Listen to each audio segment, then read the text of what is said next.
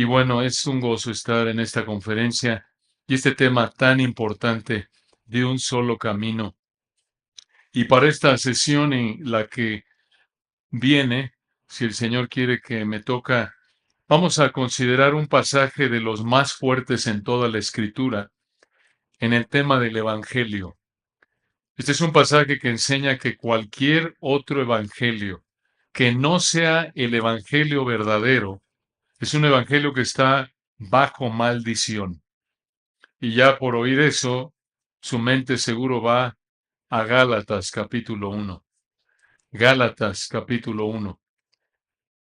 Según Gálatas capítulo 1, el evangelio verdadero predica que el arrepentimiento y la fe en la vida, muerte y resurrección de Cristo es lo único que se necesita para ser salvo.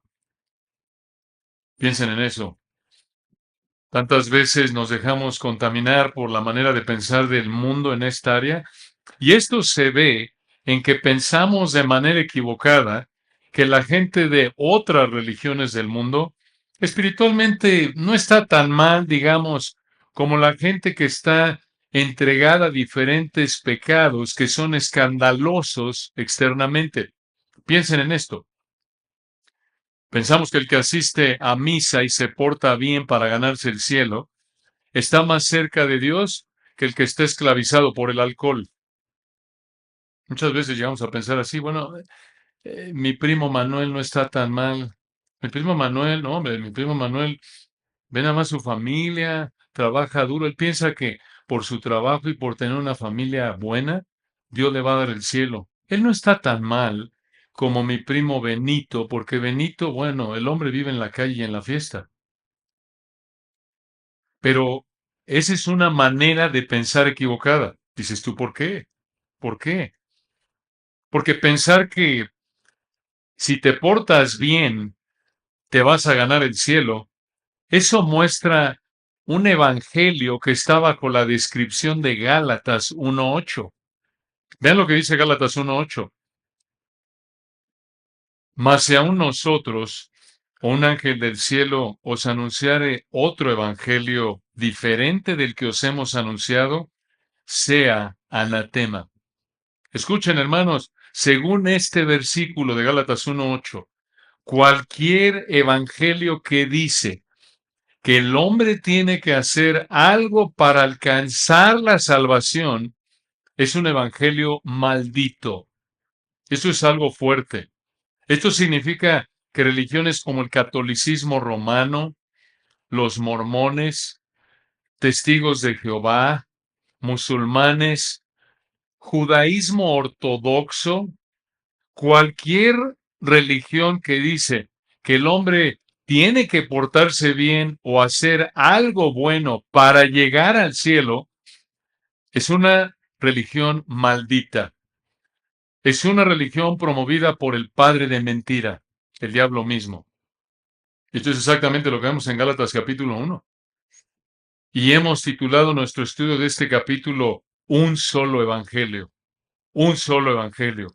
Un solo camino expresado en este caso en un solo evangelio. Ahora, recuerden que la carta escrita a los Gálatas fue escrita por Pablo a iglesias que se encontraban en Asia Menor, lo que hoy día es Turquía. Esta fue la primera de las 13 cartas inspiradas por el Espíritu Santo que Pablo escribió. Y Pablo escribió esta carta entre el año 49 y 50 después de Cristo. 49 y 50 después de Cristo. Alrededor de unos 20 años después de la crucifixión y resurrección del Señor. Y Pablo le escribió esta carta a las iglesias que estaban en la parte sur o de abajo de la provincia romana de Galacia. Esas iglesias fueron fundadas por Pablo en su primer viaje misionero y estaban en las ciudades de Antioquía de Pisidia, Iconio, Listria, Derbe. Esto lo vemos en Hechos capítulos 13 y 14. Pero Pablo escribió esta gran carta, escucha, para rechazar la herejía de falsos maestros judaizantes. Y esa herejía decía esto, escucha, es un requisito convertirte en judío y obedecer la ley de Moisés para ser cristiano. ¿Escucharon? Ellos enseñaban que para ser salvos Para llegar al cielo, para ser cristiano, necesitabas convertirte en judío y obedecer la ley de Moisés. Una herejía. En otras palabras, promovieron una salvación por obras. Obras. Pero aquí en Gálatas, Pablo defendió la doctrina de la justificación por la fe únicamente. En otras palabras, que Dios, en base a los méritos de Cristo únicamente, declara al pecador a través de la fe arrepentida únicamente, lo declara perfectamente santo, igual de santo que Cristo mismo. Eso es glorioso, eso es el Evangelio. Y aquí en el capítulo 1, Pablo comenzó a defender la realidad de que hay un solo evangelio. Un solo evangelio. Este es un capítulo hermoso, saturado de ricas verdades acerca del evangelio. Y vamos a ver aquí en Gálatas 1, de nuevo, si el Señor quiere en esta sesión y la próxima, que me toca. Aquí en Gálatas 1 vemos tres facetas del evangelio para que entiendas que solo hay un evangelio. Tres componentes del Evangelio para que entiendas que solo hay un Evangelio. En primer lugar, el fundamento del Evangelio, versículos 1 al 5. En segundo lugar, la falsificación del Evangelio, versículos 6 al 10. Y en tercer lugar, la fuente del Evangelio, versículos 11 al 24. El fundamento, la falsificación y la fuente del Evangelio. Quería encontrar ahí para que rimara fundamento con la fundamento, pero no hay. Busqué si se les ocurre algo, me dicen para poder ahí hacer que rime y sea más fácil que se acuerden la próxima vez de esto. Ahora vamos a leer entonces la primera, versículos 1 al 5, veamos, vamos a ver hasta dónde llegamos. Vean ahí en Gálatas 1, 1 al 5, el fundamento del Evangelio. Gálatas 1, 1, dice el texto, Pablo, apóstol, no de hombres ni por hombre, sino por Jesucristo y por Dios el Padre que lo resucitó de los muertos. Y todos los hermanos que están conmigo a las iglesias de Galacia. Versículo 3. Gracia y paz sean a vosotros. De Dios el Padre y de nuestro Señor Jesucristo, el cual se dio a sí mismo por nuestros pecados, para liberarnos o para librarnos del presente siglo malo, conforme a la voluntad de nuestro Dios y Padre, a quien sea la gloria por los siglos de los siglos. Amén. Este es el fundamento del Evangelio. Esto es hermoso. Veámoslo a detalle. Versículo 1. Dice el texto, Pablo, solo hay un Pablo, ustedes lo conocen, el apóstol, y por eso dice, vean el texto en el 1:1, Pablo apóstol, y aclara, no de hombres, o como lo traduce una versión, no enviado de hombres, no de hombres, y sigan el texto en el 1, Pablo, apóstol no de hombres, ni por, o se puede traducir a través de hombre, sino, y vean esa palabra sino, es una palabra de contraste fuerte en griego, es como si Pablo dijera, mira, yo soy apóstol, no soy, no soy enviado por hombres, no fui constituido a través de hombres, sino totalmente opuesto a eso, muy fuerte aquí la palabra sino, totalmente diferente a que yo sea un enviado por hombres o constituido por hombres, versículo 1, sino por, a través de la idea, Jesucristo y por Dios el Padre que lo resucitó de los muertos. Ahora, ¿por qué dijo esto Pablo? ¿Por qué abrir así esta carta? Al decir que no había sido enviado como apóstol por hombres, sino por Jesucristo y por Dios el Padre, escuchen, Pablo colocó a Jesucristo aquí al mismo nivel que Dios Padre, totalmente diferente a los hombres. Y Pablo está estableciendo esto para tocar ya desde su saludo inicial el problema que había inundado la iglesia o las iglesias en Galacia. La idea aquí en el 1 es esta. Jesucristo y Dios Padre están en una categoría totalmente diferente a los hombres. Y eso es importante porque va de la mano con el Evangelio.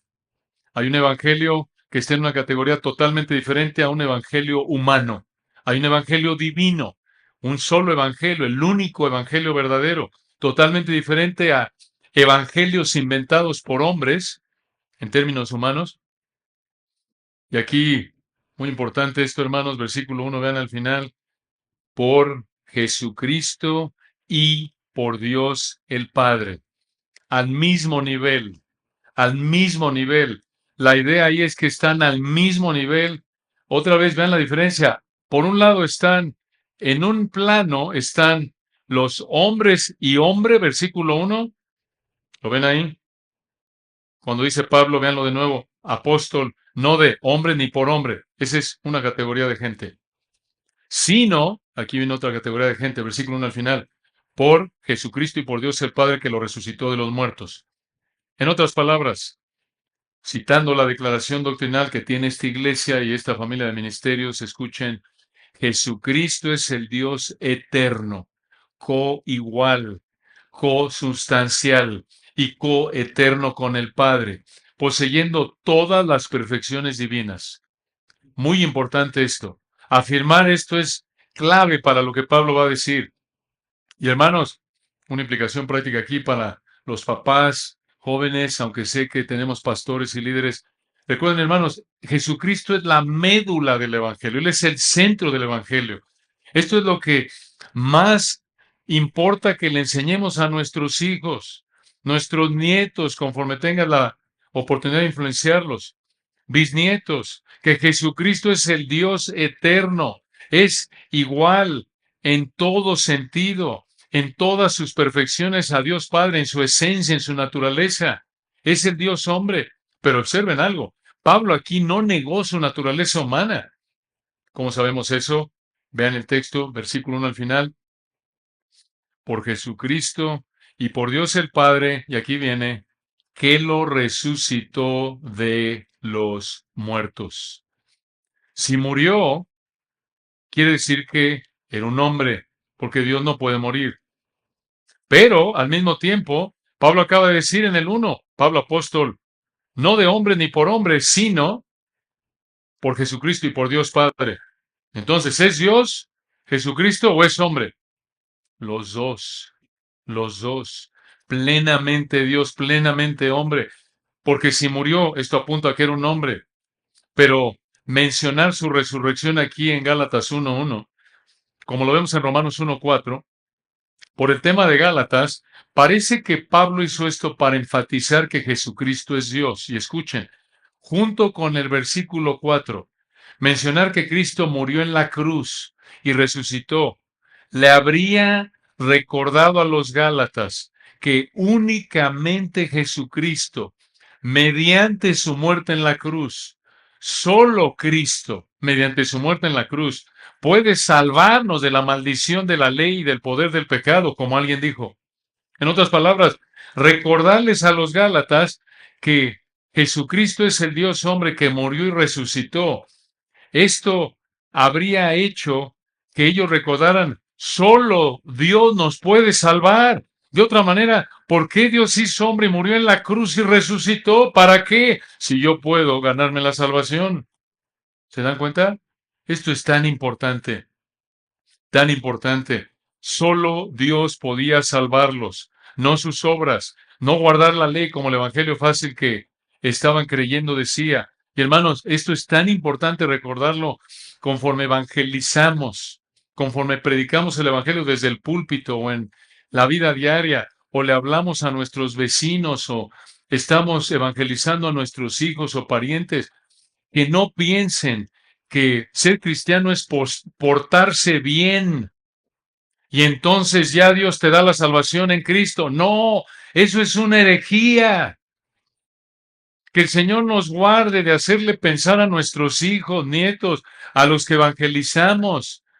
Que el Señor nos guarde de hacerles pensar, bueno, es que, pues yo te veo a ti, yo te veo a ti, compadre, que tú no fumas, no tomas, tratas bien a tu esposa, pues voy a hacer lo mismo y me voy a ganar el cielo. Y es por fe, ¿no? Pues yo creo en Jesús, me voy a portar igual de bien que tú.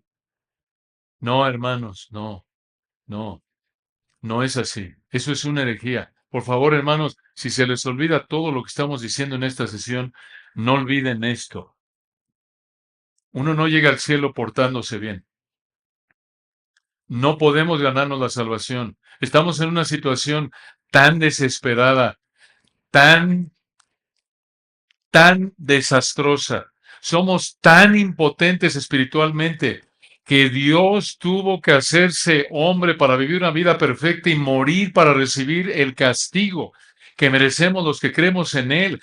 Y el Padre quedó satisfecho con esa vida perfecta y sacrificio perfecto y por eso lo resucitó. Y es en base únicamente a lo que Cristo es e hizo que Dios sin que lo merezcamos, nos declara perfectos, como si hubiéramos vivido la vida perfecta de Cristo, únicamente a través de la fe arrepentida. Pero otra vez, hermanos, por favor, recordemos esto. Sé que se oye elemental, sé que se oye repetitivo, pero hermanos, esto es de peso. Esto sí define si alguien va al infierno o al cielo. Y lo acabamos de ver ahí en Gálatas 1:8. Véanlo de nuevo, para que vean la importancia de esto. Si aún nosotros o un ángel del cielo os anunciar otro evangelio diferente del que os hemos anunciado, sea anatema, está bajo maldición, va camino al infierno. Esto no es de que, bueno, mira, pues no estamos de acuerdo en que los dones de señales son para hoy o ya cesaron. Uno no se va al infierno si cree que los dones de señales son para hoy. Uno no se va al infierno si cree que el bautismo es por aspersión, por gotitas en la cabeza. Uno no se va al infierno si cree que no va a haber un milenio literal aquí en la tierra, que Cristo no va a reinar aquí en la tierra. Uno no se va al infierno por eso, pero uno se va al infierno si cree que para llegar al cielo tiene que portarse bien. Por eso no se va al infierno. Y lo dice el texto. Entonces, aquí desde el versículo 1, esto habría sido un golpe inicial contra el evangelio falso que estaban creyendo los Gálatas. De nuevo, ese evangelio que enseñaba que el hombre tenía, escuchen, el poder para salvarse a través de sus actos de obediencia. Ese es un evangelio anatema, que enseña que el hombre tiene la capacidad en sí mismo para contribuir a su salvación. Ahora, vean algo importante aquí. Regresen al 1:1. Dice Pablo, apóstol. Apóstol. En griego, la palabra apóstol, recuerdan, se refiere a alguien enviado con la autoridad del que lo envió. Alguien enviado con la autoridad del que lo envió. Y Pablo aquí dijo que un hombre no lo había enviado, sino que el Señor Jesucristo y Dios el Padre lo enviaron. Y por lo tanto, Pablo tenía la misma autoridad. Pablo tenía el mismo nivel de autoridad que Jesucristo y Dios Padre. ¿Por qué es esto importante? ¿Por qué remarcó esto Pablo en el versículo 1? Porque esto le demostró a los Gálatas que como apóstol, él representaba al Señor Jesucristo, el mismo Señor que lo hizo apóstol, y por lo tanto, escuchen esto, el evangelio que Pablo había recibido era del Señor Jesucristo mismo, como lo empieza a describir a partir del 11. Entonces, vean ustedes la lógica de lo que está diciendo. Tenemos, enfatiza él, hay hombres y está Dios, el Padre y el Hijo. Y Pablo dijo, a mí me envió el Padre y el Hijo. Y por lo tanto el mensaje, el evangelio que yo predico es del Padre y el Hijo, no es de hombres. Y si no creen en el evangelio que yo predico, versículo 8, están bajo maldición, porque están enseñando y creyendo un evangelio inventado por hombres. Ese es de aquí. Pero vean, Pablo no estuvo solo al escribir esta carta, versículo 2. Y vean de nuevo, hermanos, como siempre en todo texto de la Escritura, vean la perfección, algo de la perfección del Señor, su palabra hermosa. Recuerden, cada palabra la escribió el Espíritu Santo usando al escritor y hay una razón. Cuando estamos observando, cuando estamos estudiando la Escritura, pregunten, recuerden, ¿por qué? ¿Por qué? ¿Por qué lo dijo? No es porque, bueno, pues esta va a ser la primera, voy a pensar para ahorrarme tiempo, Pablo. No es que Pablo pensó, voy a escribir 13, pues ahí va el primero, él va el machote para las 13. No, hermanos, hay una razón. Véanlo aquí en el 2. Un machote de saludo, no, hay una razón, vean el 1:2. Ya dijo en el 1 que él fue el que escribió, pero no estuvo solo al escribir esta carta. 1, 2. Y todos los hermanos que están conmigo. Una pausa ahí. ¿Quiénes eran estos hermanos que estaban con Pablo? No sabemos con seguridad. Dices tú, entonces, ¿para qué preguntas? Bueno, no importa, hay que preguntar. Es parte de estudiar el texto. Pero al mencionar esto, escuchen, Pablo por lo menos apuntó a dos realidades, como un autor dijo. Estas dos realidades, otra vez, están relacionadas con asuntos que Pablo tocó en la epístola. Vean esto, vean aquí algo de la sabiduría del Señor a través de la pluma de Pablo. Escuchen, número uno, al mencionar Pablo aquí en Gálatas 1:2, que estaba escribiendo junto con todos los hermanos que están conmigo, él, de manera implícita, hizo referencia a dos realidades. Número uno, la libertad en Cristo. La libertad en Cristo. ¿Por qué? Porque la única manera de ser hermano es ser hijo de Dios. No hay otra manera. Decimos de broma, el testigo de Jehová es mi primo. No es ni mi primo, no es nada. No, no es. Solo tienes hermanos en Cristo y ya, punto. ¿Y cómo puedes ser hermano en Cristo siendo hijo de Dios? ¿Cómo es posible eso? Por la fe en Cristo. Únicamente. Pablo lo dijo allá adelante en Gálatas 3:26. Nada más. No hay nada más que añadir. Gálatas 3:26, véanlo ahí o pueden escucharlo. Gálatas 3:26 dice, pues todos sois hijos de Dios por la fe en Cristo Jesús. Nada más. Entonces, al usar aquí en Gálatas 1:2 la frase y todos los hermanos que están conmigo, Pablo apuntó a dos realidades. Uno, la libertad en Cristo. No dijo fe más obras humanas, como decía el evangelio corrupto que estaba contaminando estas iglesias. Entonces Pablo apuntó en primer lugar a la libertad en Cristo, Gálatas 1:2 con la frase todos los hermanos que están conmigo. Y número dos, una segunda realidad a la que Pablo apuntó aquí de nuevo en Gálatas 1:2 con la frase y todos los hermanos que están conmigo es esto. La unidad en Cristo. La unidad en Cristo que disfrutamos todos los cristianos. No solo la libertad en Cristo, sino la unidad en Cristo. Tristemente, en estas iglesias en Galacia vivían algo de la carnalidad, de las divisiones debido a la soberbia que explicó Roberto hace un momento. Esto lo sabemos por el versículo 15. Vean, Gálatas 5:15. Estaban teniendo dificultades con divisiones, Gálatas 5:15. Pero si os mordéis y os coméis unos a otros, mirad que también os consumáis unos a otros. Está hablando de manera figurada, se están tratando como animales. Como animales. Hay ciertos animales que se comen entre sí, como ustedes saben. Yo recuerdo cuando era niño, mis papás nos compraron unos hámsters y aparentemente había una mamá hámster. Mis papás creo que no saben que uno era macho o hembra, no me acuerdo. Ahí les pueden decir, aquí están. Edad tienen, preguntadles.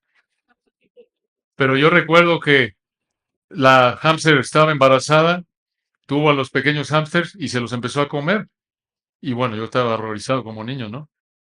Pero tristemente así actuamos, hermanos, cuando estamos siendo soberbios y estamos manifestando esa soberbia al pensar primero en nosotros y no en otros y hablando mal de otros para que el otro se vea peor que yo y yo me vea mejor.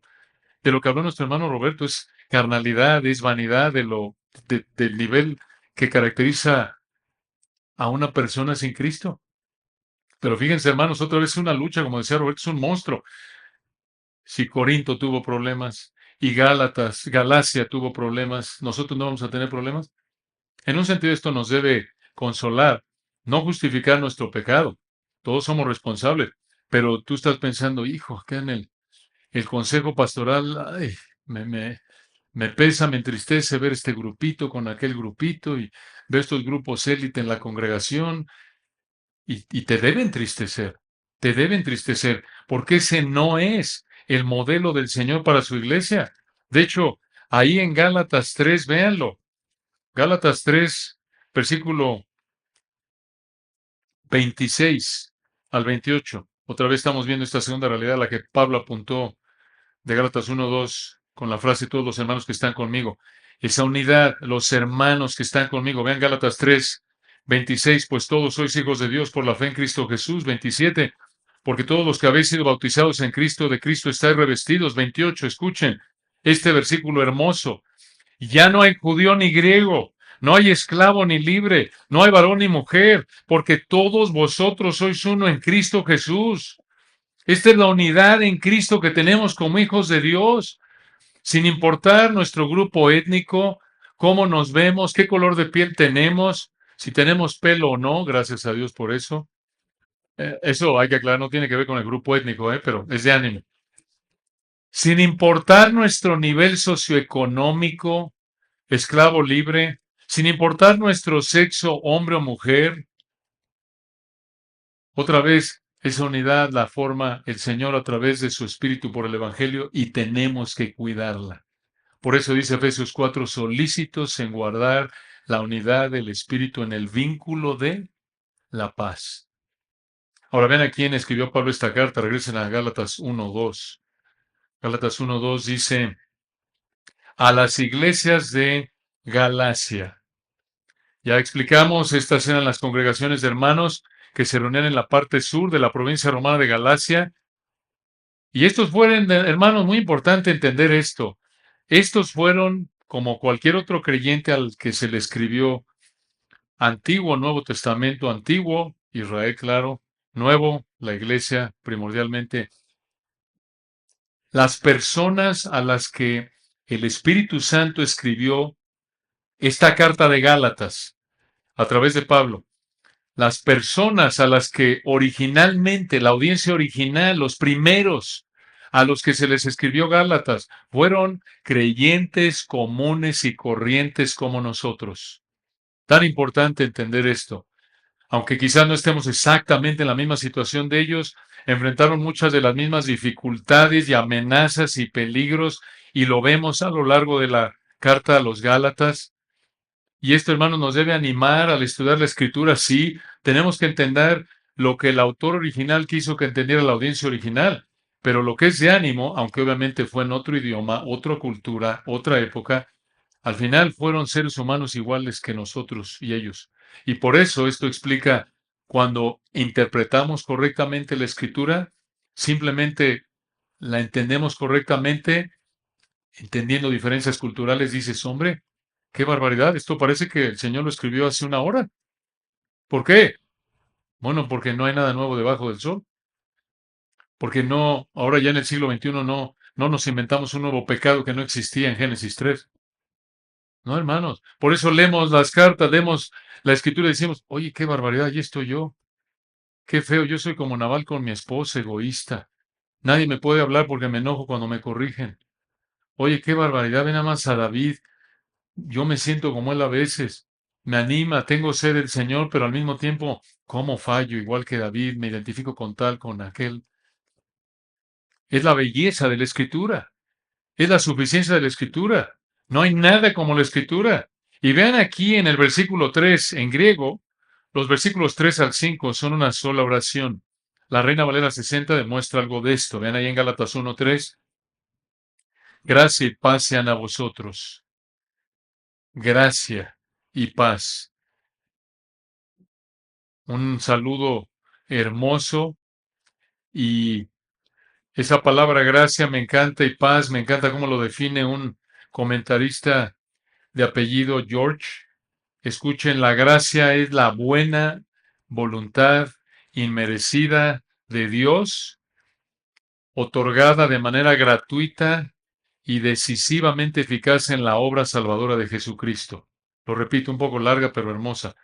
La gracia es la buena voluntad que el pecador no merece, la buena voluntad de Dios que el pecador no merece recibir, pero que el Señor le ofrece de manera gratuita y eficaz en la obra salvadora de Jesucristo. De nuevo, hermanos, es importante entender esto porque otra vez esto habría partido a la mitad de los Gálatas. Oye, ¿cómo que hay que guardar la ley? ¿Cómo que hay que obedecer para ser salvo? Entonces, ya no es gracia, como Pablo dijo en Romanos 4. Y también como dijo un hermano que ya está con el Señor, ese Louis Johnson, Gálatas es el borrador de Romanos. Me encanta cómo lo dijo. Gálatas es el borrador de Romanos. de la epístola a los romanos.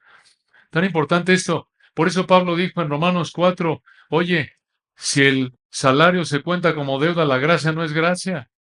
Tan claro, ¿no es cierto? Si yo me tengo que ganar la salvación, si me tengo que portar bien para llegar al cielo, entonces yo me porto bien y Dios me da lo que me debe el cielo. Me lo gané, es como un trabajador, dijo Pablo en Romanos 4.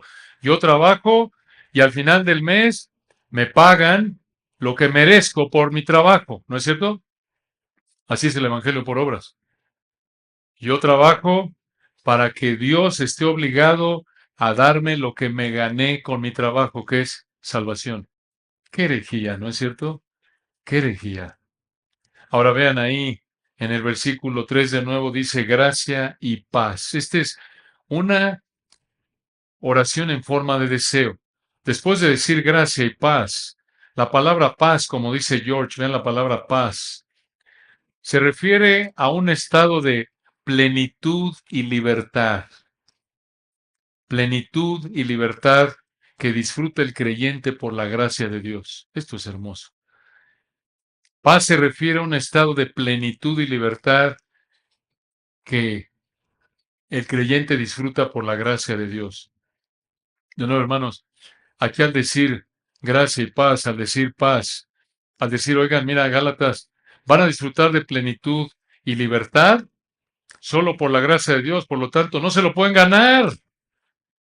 No se lo pueden ganar. ¿Se dan cuenta? Pablo todavía no ha llegado al versículo 8, es así como el golpe frontal. Anatema. Aquí ya está sentando las bases, ya está mostrando que están mal. El evangelio que dice te tienes que portar bien para llegar al cielo es es un ataque frontal contra quién es Jesucristo y su obra, por eso abrió así la carta. Es un ataque frontal contra lo que es la realidad de la gracia y la paz. Y como dijo Crisóstomo, citado por un comentarista aquí, Pablo le pidió al Señor en Gálatas 1, 3 al 5, escuchen en esta oración en forma de deseo. Esto es lo que Pablo le pidió al Señor, que el Señor les concediera la gracia para mantener esa paz que disfrutaban en Cristo. ¿Cómo?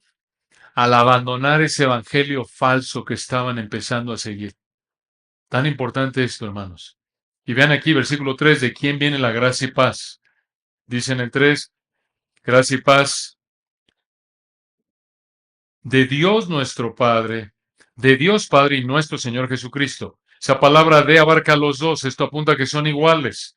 Y hablando del Señor Jesucristo, vean, en el versículo 4 encontramos un Señor versículo, con el 5, una bomba de versículo. Vean el 4, hablando de Jesucristo, el cual se dio a sí mismo por nuestros pecados para librarnos del presente siglo malo, conforme a la voluntad de nuestro Dios y Padre. Vean aquí, hermanos, el cual se dio a sí mismo por nuestros pecados para librarnos. Librarnos. Este es el verbo principal aquí. Librarnos, rescatarnos. La idea del versículo 4 en una frase es esta. El Señor Jesucristo nos libró. El Señor Jesucristo nos rescató. Podemos, a la luz del versículo 4, decir que la salvación es una obra de rescate. Es una obra de rescate espiritual. Vean aquí en el versículo 4 y 5, 6 partes del rescate espiritual del Señor a nuestro favor. 6 partes de el rescate espiritual del Señor a nuestro favor. Esto muestra, hermanos, algo de la gloria incomparable de nuestro Señor Jesús en la salvación de los Gálatas, en nuestra salvación. Pero vean, por favor, hermanos, aquí en el versículo 4 y 5, el énfasis. Y el énfasis está en esto. Dios lo hizo todo mediante Cristo. Dios lo hizo todo mediante Cristo. En las palabras del Antiguo Testamento, la salvación es de Jehová, de nadie más. Nosotros no contribuimos en nada, no podíamos contribuir a nada, no podíamos contribuir en nada. ¿Por qué? Porque estábamos esclavos al pecado. De lo contrario, Cristo no tendría que habernos rescatado del pecado. Hermanos, otra vez, es un evangelio falso el que te trata como si fueran los 12 pasos de Alcohólicos Anónimos. Reforma externa, reforma moral, cambio de conducta meramente es un evangelio falso. No, hermanos, no es que dejas de hacer ciertas cosas malas y empiezas a hacer cosas buenas y entonces crees en Jesús y vas al cielo. No, no, no tenemos ni el deseo ni la capacidad de agradar a Dios. Vean, por favor, cómo esto habría rechazado de nuevo el evangelio falso que decía que los Gálatas tenían que hacer algo para ganarse la salvación. Vean, primera de 6 partes del rescate espiritual del Señor a nuestro favor. En primer lugar, versículo 4, el Señor nos rescató mediante su muerte. Ahí en el versículo 4, mediante su muerte. Véanlo. Dice el texto en el 4, hablando del Señor Jesús, el cual se dio. El cual se dio. ¿Qué es eso? ¿Cómo que se dio? Esto se refiere a su muerte. Esto es la misma idea de Marcos 10, recuerdan 45, cuando dijo que el Hijo del Hombre no vino para ser servido, sino para servir y para dar su vida en rescate por muchos. No es mediante algo que nosotros hagamos. Él lo hizo todo. Y esto es algo que tenemos que estar recordándole a nuestros hijos, a nuestros jóvenes, nuestros niños en la escuela dominical, nuestros jóvenes, de manera personal como papás de nuevo o ministerial como pastores de jóvenes o de niños o maestros de escuela dominical, instruir a nuestros maestros de escuela dominical también de que otra vez el Señor lo hizo todo. Es a través de la fe arrepentida que el Señor nos concede la salvación. Entonces, el Señor nos rescató en primer lugar mediante su muerte, en segundo lugar, de manera voluntaria. De manera voluntaria. Esto es hermoso. Vean de nuevo el texto en el versículo 4. Fue mediante su muerte, lo vemos en la frase el cual se dio, y aquí viene de manera voluntaria, a sí mismo. Vean la frase a sí mismo. Él decidió hacerlo. Tantos textos, hermanos, que nos vienen a la mente. Ustedes recuerdan Isaías 53, ese texto hermoso, lo pueden apuntar si gustan. Isaías 53, hablando de su sacrificio voluntario. En este pasaje hermoso de Isaías 53, recuerdan que los judíos van a proclamar cuando el Señor regrese después de los 7 años de la tribulación futura para reinar aquí en la tierra en el reino milenial. Aquí es, en ese punto de la historia futura, es cuando los judíos van a decir lo que dice Isaías 53, 7. Vean lo que dice todo el texto, realmente del 52, 13 hasta el 53, todo. 53, 7, escuchen, hablando del Señor, unos 700 años antes, recuerdan, antes de que encarnara y fuera a la cruz, 53, 7. Angustiado él y afligido, escuchen esto, no abrió su boca, como cordero fue llevado al matadero, y como oveja delante de sus trasquiladores, enmudeció y no abrió su boca. ¿Por qué el énfasis? ¿Por qué decir que fue como? ¿Por qué dice ahí, no abrió su boca? ¿Por qué decir cómo, que es una comparación, cordero fue llevado al matadero, y como oveja delante de sus trasquiladores? El punto es que cuando un cordero o una oveja van a morir, no abren la boca, no están chillando ahí como un cerdo. ¿Por qué enmudeció? ¿Por qué no abrió la boca? ¿Qué significa esto? Que fue voluntario. Fue voluntario. Fue porque él quiso. No se estaba quejando. Yo no quiero. No. Dices tú, oye, pero en Getsemaní, ¿no hizo eso? No. Él dijo, Padre, si es posible, si hay otra manera de cumplir el plan de redención que no sea que yo rompa esa comunión contigo en la cruz, que yo reciba en la cruz la totalidad de el castigo eterno del infierno que merecen todos los que creemos en él. Eso es lo que recibió el Señor. Recuerdan, en esas 3 últimas horas en la cruz, en 3 horas absorbió la eternidad de tormento de todos los creyentes a lo largo de la historia, todos los que creemos en él. Si hubiera alguna manera, Señor, de no romper esa comunión, recuerdan, por eso el Señor ahí en ese punto, esas últimas 3 horas, se oscureció todo.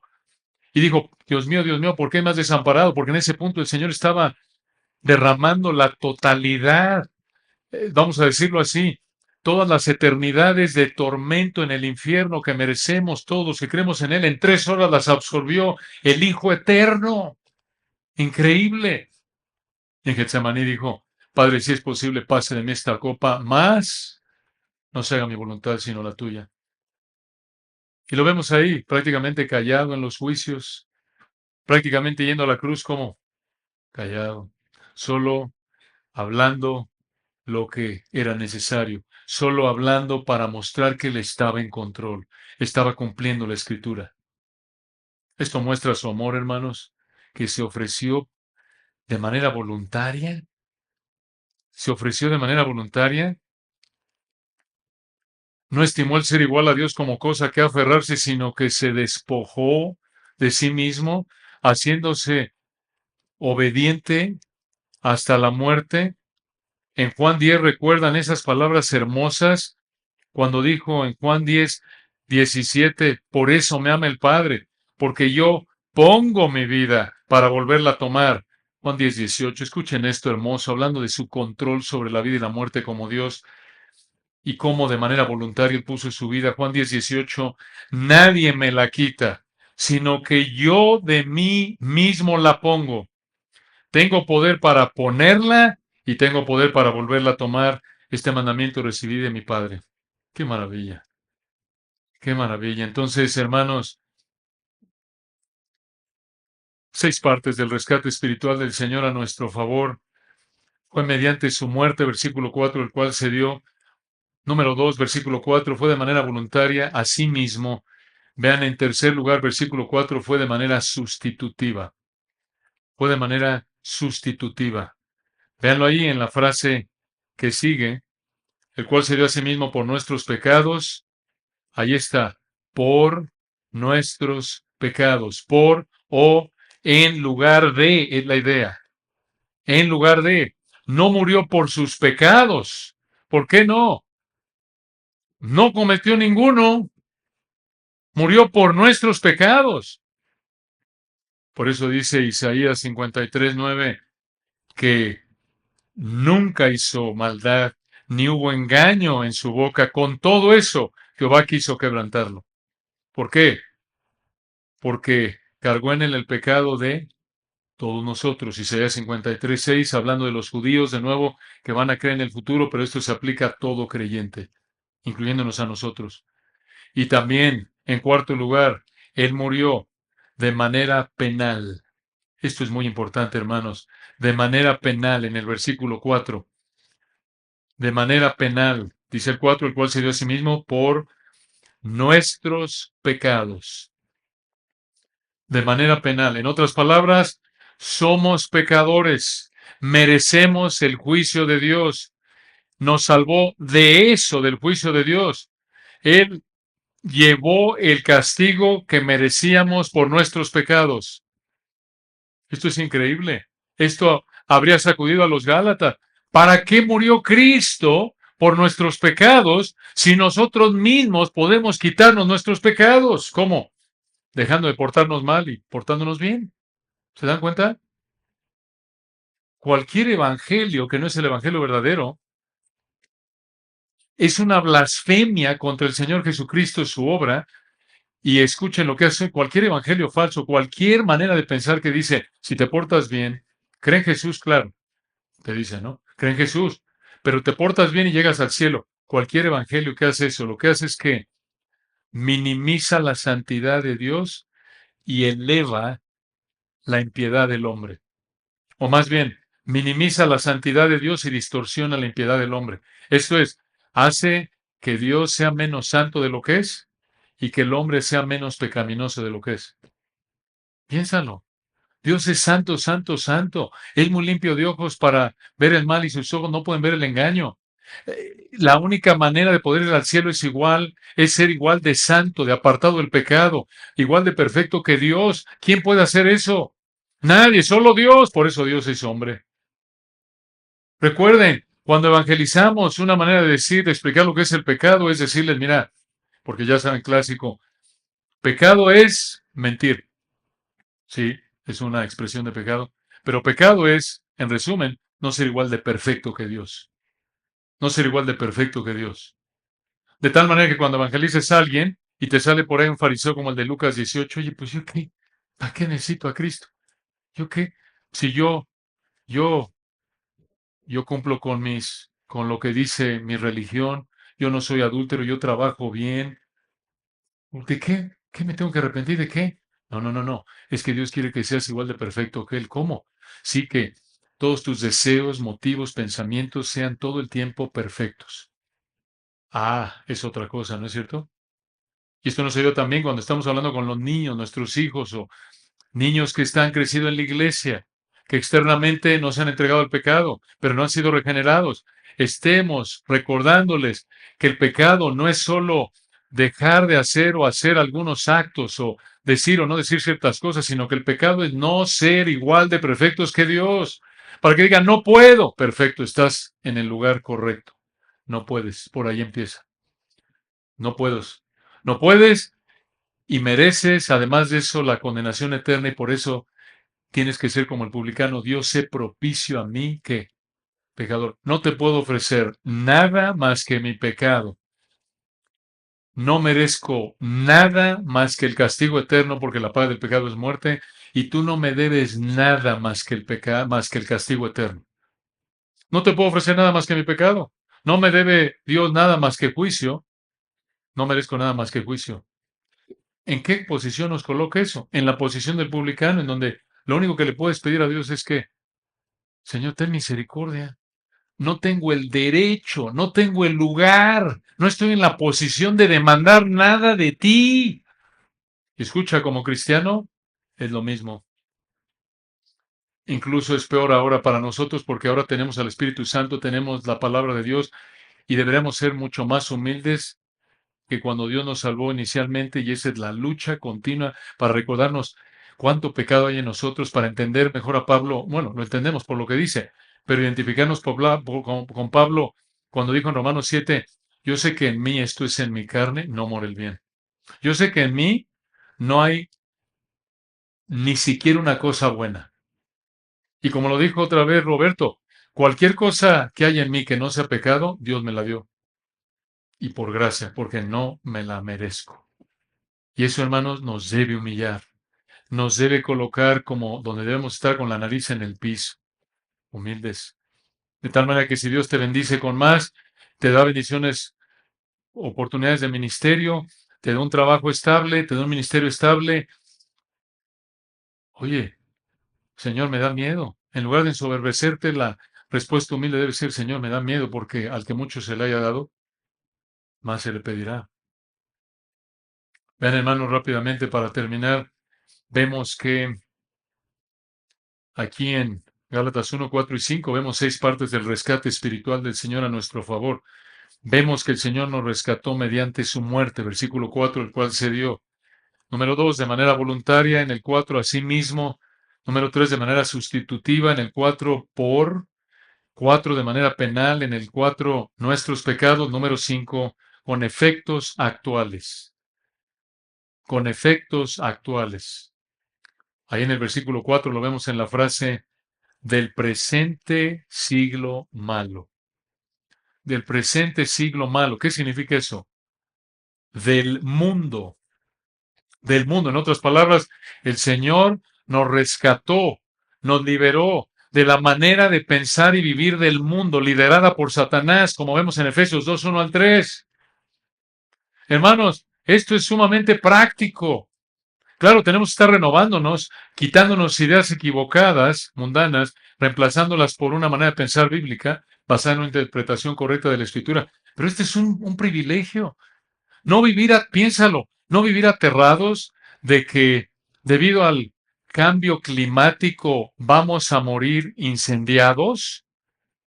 Es una bendición saber que eso es una farsa. ¿Por qué? Porque la Biblia no enseña eso.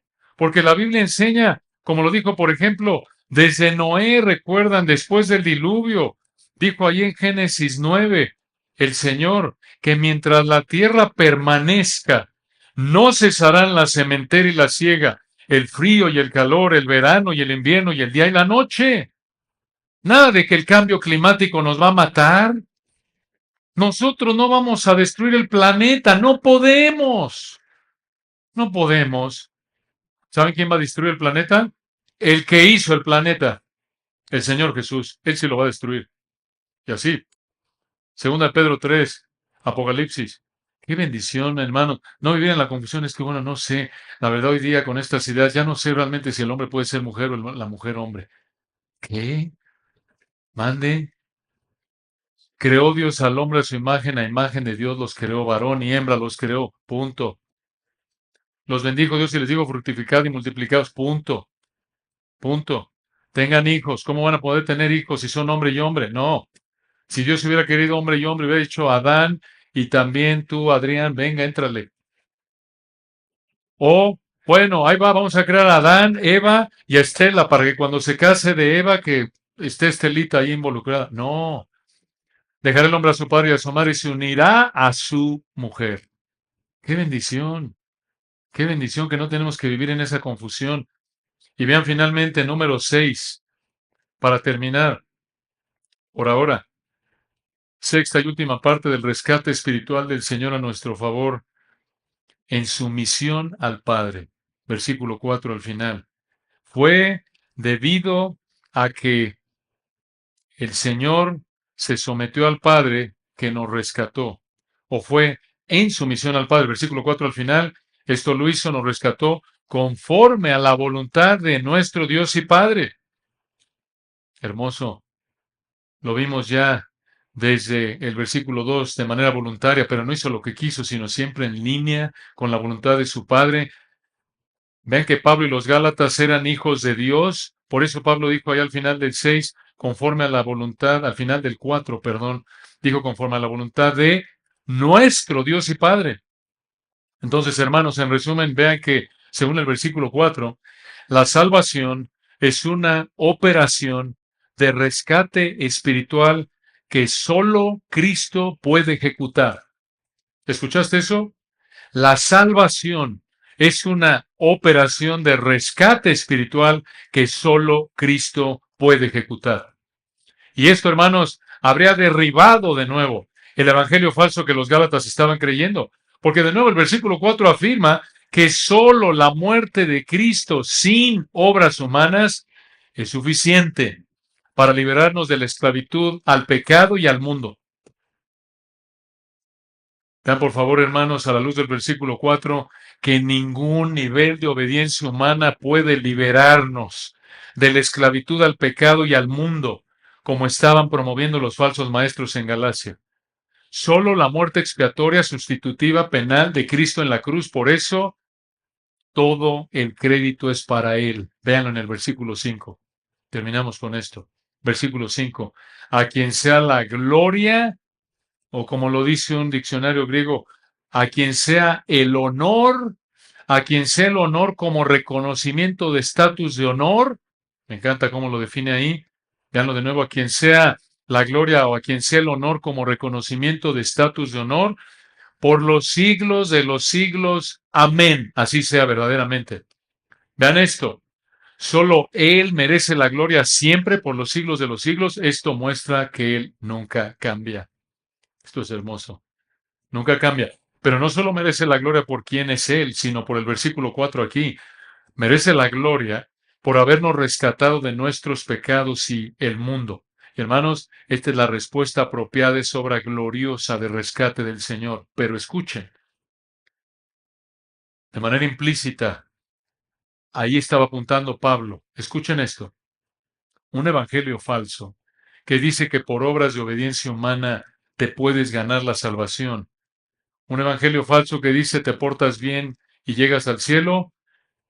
Ese evangelio falso le roba la gloria al Señor Jesucristo. ¿Por qué? Porque el que cree que la salvación se gana por algo que hacemos como humanos, termina gloriando, termina exaltando al humano como el responsable de su salvación. Porque ¿quién se ganó la salvación? ¿Cristo o el hombre? El hombre. ¿Para qué voy a alabar a Dios? Gracias a mí. ¿No es cierto? Se ven, esto es serio, hermanos. Esto es delicado. Ahí va Pablo. Está estableciendo la base para decirles, darles un golpe en Gálatas 1:8. Hermanos, esto es un evangelio maldito. Destroza, blasfema.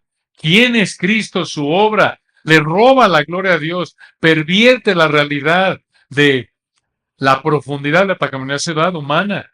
La profundidad de la pecaminosidad humana. ¿Cómo vamos a salvarnos a nosotros mismos si necesitamos que alguien nos libere?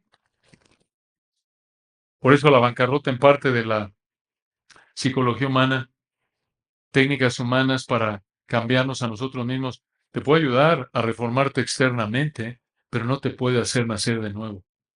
No puede cambiar tu amor, tu esclavitud por el pecado, tu idolatría, el que vivas para el placer, para el dinero, para satisfacerte a ti mismo.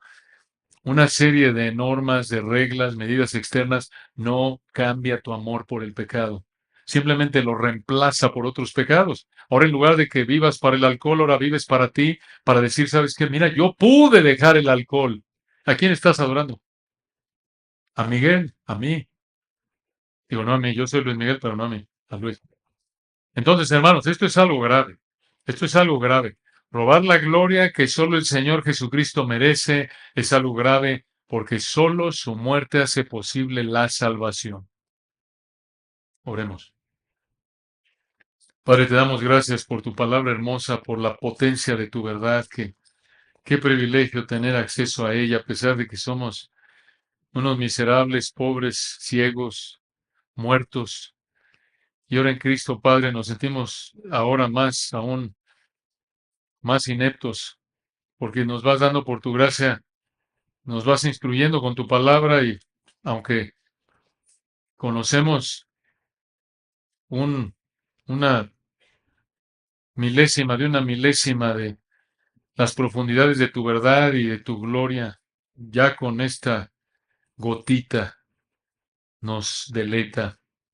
Gracias, Señor, por tu verdad. Te rogamos que nos des entendimiento para deleitarnos en esta salvación gloriosa y que si alguno de nosotros ha estado jugando, entreteniendo la idea equivocada de que no es nada, no es tan serio que alguien diga que pueda salvarse a través de portarse bien, que vea la gravedad del problema. Ayúdanos, Padre, a ser fieles, en mantenernos leales a esta verdad gloriosa del único evangelio verdadero que te exalta a ti y predicarlo y proclamarlo para tu gloria. Amén.